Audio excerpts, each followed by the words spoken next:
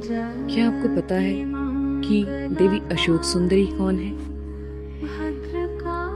देवी अशोक सुंदरी एक हिंदू देवकन्या है जिनका वर्णन भगवान शिव और पार्वती की बेटी के रूप में किया गया है। वे आमतौर पर मुख्य शास्त्रों में शिव की पुत्री के रूप में ही वर्णित है। उनकी कथा पद्म पुराण में अंकित है। वो राजा नहुस की पत्नी है जिनके 6 पुत्र और 100 पुत्रियां हैं। माता पार्वती के अकेलेपन को दूर करने के लिए कल्प वृक्ष नामक पेड़ के द्वारा ही अशोक सुंदरी की रचना हुई थी।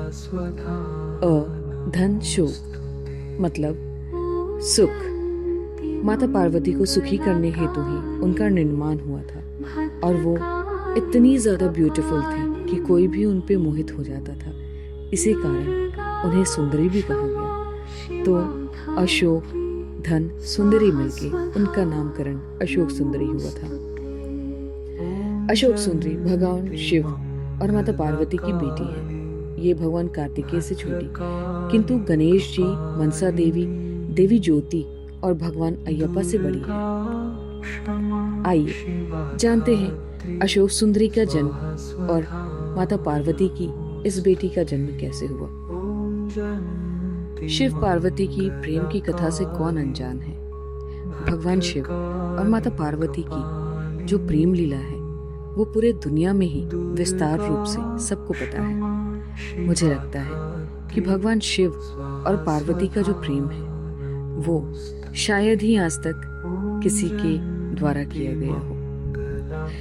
तो एक बार की बात है, माता पार्वती द्वारा विश्व में सबसे ब्यूटीफुल गार्डन घूमने का मन था। उन्होंने भगवान शिव से कहा कि आप इस दुनिया में मुझे सबसे सुंदर उद्यान घुमा करके लाइए। तो भगवान शिव ने पार्वती जी को नंदनवन की ओर ले गए। वहां माता को दूर दूर तक सिर्फ हरे भरे वृक्ष, सुंदर सुंदर फूल और बहुत सारे फ्रूट्स दिखाई दिए। माता जैसे जैसे आगे बढ़ती रही उनका मन मोहने लगा। सब जगह छोटे छोटे बत्तख, तोता, मैना और गार्डन में जितने भी जानवर रहते हैं छोटे छोटे वो सब मौजूद थे। माता उनसे खेलती, उन्हें प्यार करती और आगे बढ़ती रहती।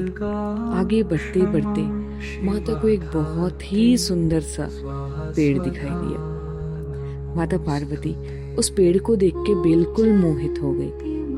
उस पेड़ को देख करके उन्होंने पूछा शिव जी से कि ये कौन सा वृक्ष है जो इतना मनमोहिनी है। तो शिव जी ने बोला, देवी इसे कल्प वृक्ष कहते हैं। इस वृक्ष की महिमा ये है कि आप जो भी इस वृक्ष से मांगेंगी ये वृक्ष आपको देता है।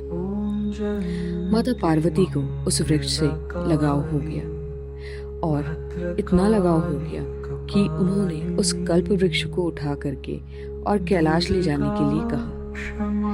कल्प वृक्ष मनोकामना पूर्ण करने वाला वृक्ष है। पार्वती जी ने अपने अकेलेपन को दूर करने हेतु उस वृक्ष से यह वर मांगा कि उन्हें एक कन्या रत्न प्राप्त हो जिससे वो अपनी सारी दुख दर्द, अपने अकेलेपन की बातें कर सके। तब कल्प वृक्ष द्वारा माता पार्वती को अशोक सुंदरी दिया गया।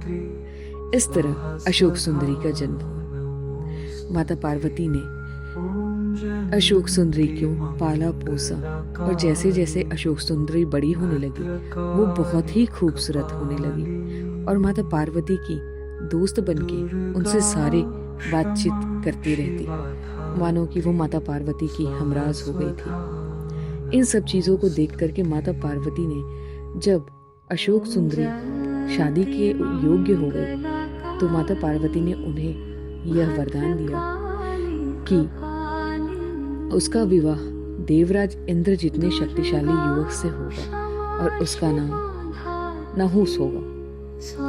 एक बार अशोक सुंदरी अपनी दासियों के संग नंदनवन में विचरण कर रही थी। तभी वहां हुंडा नामक राक्षस का प्रवेश हुआ जो अशोक सुंदरी की सुंदरता से मोहित हो गया तथा विवाह का प्रस्ताव किया। तब उस कन्या ने भविष्य में अपने पूर्व नियत विवाह के संदर्भ में राक्षस को बताया। राक्षस ने कहा कि वह नहुस को मार डालेगा। तब अशोक सुंदरी ने राक्षस को श्राप दिया कि वो नहुस को क्या मारेगा बल्कि हे राक्षस, तेरी मृत्यु नहुष के हाथों होगी। उस राक्षस ने नहुष का अपहरण कर लिया, जिसने नहुष को हुंड की एक दासी ने बचाया।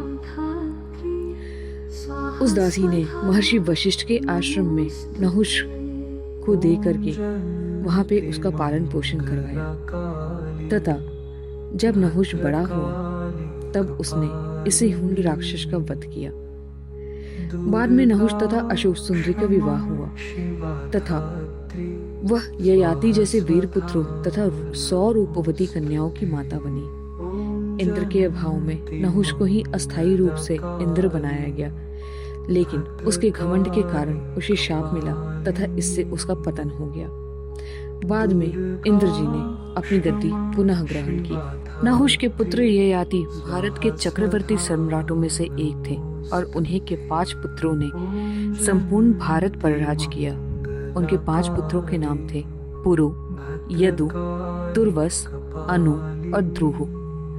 इन्हें वेदों में पंचनंद भी कहा गया है। तो ये थी कहानी अशोक सुंदरी की। अगर आपको मेरा वीडियो पसंद आया हो तो प्लीज़ लाइक एंड सब्सक्राइब करना मत भूलिएगा। और अगर आपको लगता है कि मेरी इस स्टोरी में कुछ भी मॉडिफिकेशन है तो प्लीज़ लीव अ कमेंट और उसमें अपने मॉडिफिकेशंस को मेंशन कर दीजिएगा। मैं कोशिश करूँगी कि नेक्स्ट वीडियो में modified version of this story आप लोगों को दिखा सकूँ। So please enjoy my video till last. Till that, enjoy and good bye.